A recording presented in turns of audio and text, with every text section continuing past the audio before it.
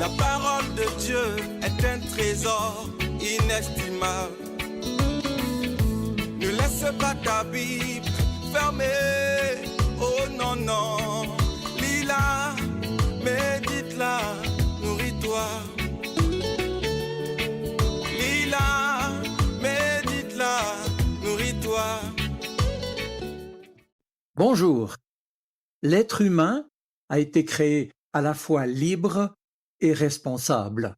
Libre de recevoir toute chose de la main de son Créateur, bon et bienveillant, ou de vouloir s'en passer. Et de ce fait, responsable aussi de ses choix de vie.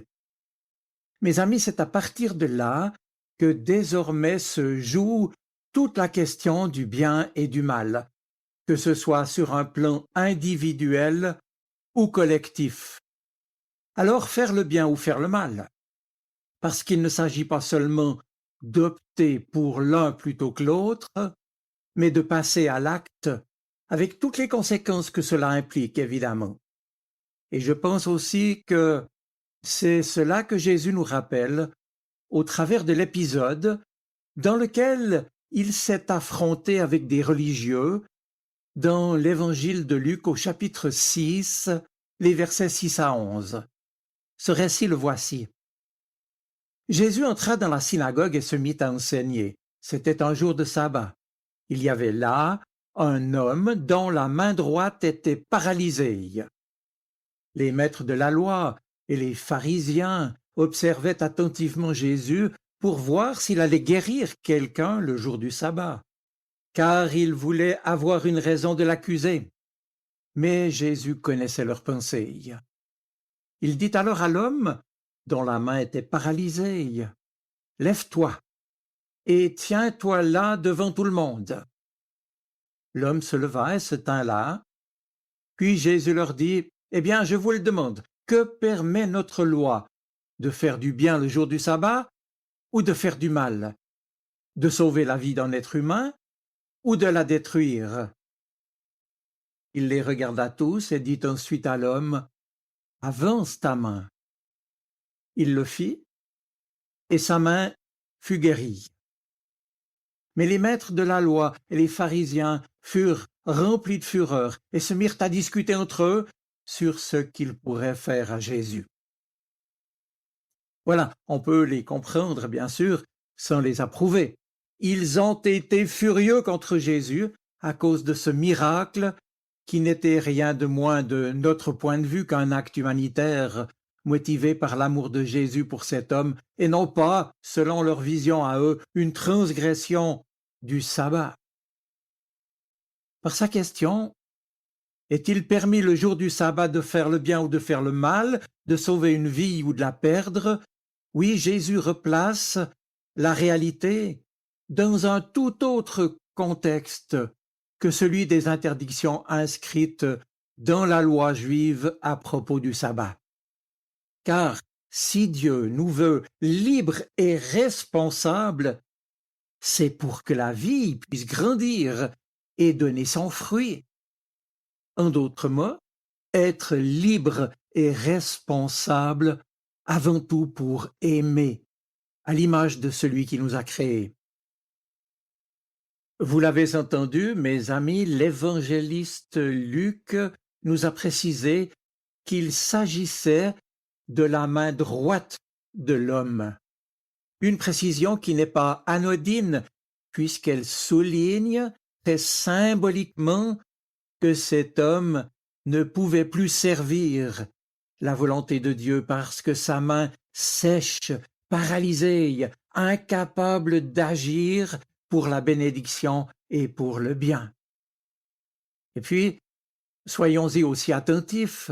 Si Jésus place l'homme de notre récit au centre, c'est bien qu'il lui donne non pas la place d'un accusé, mais la première place au centre de la synagogue, tout comme la parole de Jésus est aussi désormais au centre de cette synagogue. Et c'est donc par sa parole, par son autorité, que Jésus va remettre déjà debout cet homme, comme par anticipation.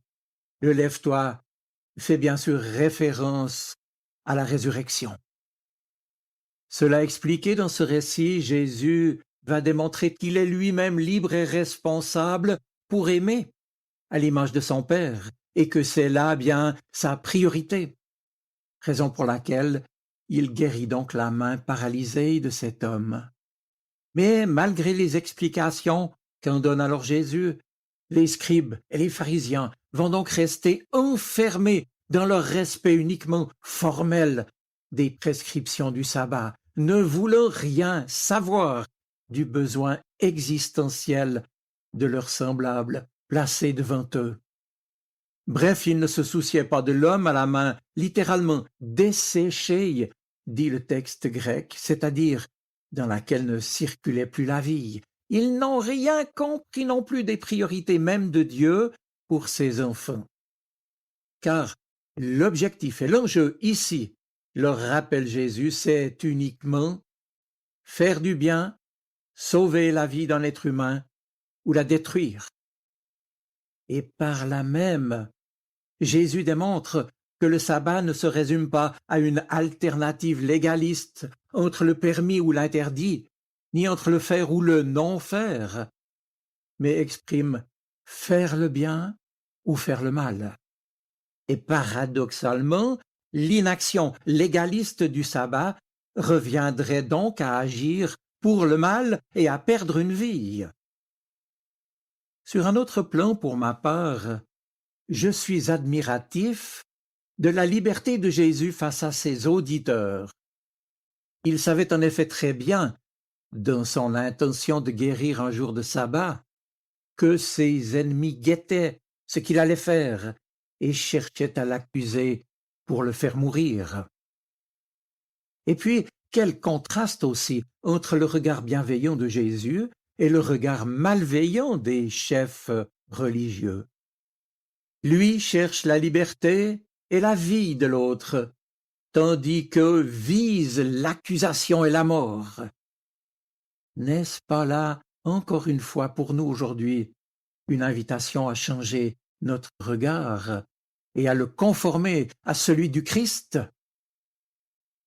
Mes amis, hier comme aujourd'hui, toute personne dans le besoin est au centre des préoccupations de Dieu. Et pour Jésus, ce jour-là, c'est donc cet homme qui était le plus important dans la synagogue à ce moment précis. Il s'approche de ceux qui sont dans le besoin, comme il porte aussi son attention sur mes besoins, sur tes besoins. Et il m'invite et il t'invite à ouvrir ton cœur aux besoins des autres. N'est-ce pas en agissant ainsi que nous pouvons devenir ses vrais disciples? L'amour ne s'impose pas, non, mais l'amour fait agir, rendant généreusement la vie. La priorité de Jésus est concrète et pratique. Elle consiste à faire du bien, sauver. Le verbe faire est important. Sauver, qui signifie arracher à la mort, et c'est la même parole qui se traduit par guérir. Oui, Jésus, en guérissant, sauve ce qu'il y avait de mort en cet homme, ce qui constitue un signe on ne peut plus clair de l'amour de Dieu pour ses créatures. Ainsi, ce qui nous est donné à comprendre, c'est que dans la nouvelle création dans laquelle le Fils vient nous faire entrer, il ne fait autre chose que ce qu'il voit faire par son Père. Et la nouvelle loi, si je puis dire, qui doit donc désormais prévaloir, est bien celle de l'amour, qui se manifeste à travers l'action, à travers le faire, pour faire le bien à celui ou celle qui a besoin d'aide. Alors, mes amis, je termine avec une question. Quelles sont nos propres priorités dans notre vie? La Bible nous dit qu'il n'y a pas 36 choix possibles. Ou nous faisons le bien quand nous le pouvons, ou nous laissons le mal mutiler nos vies et nos relations.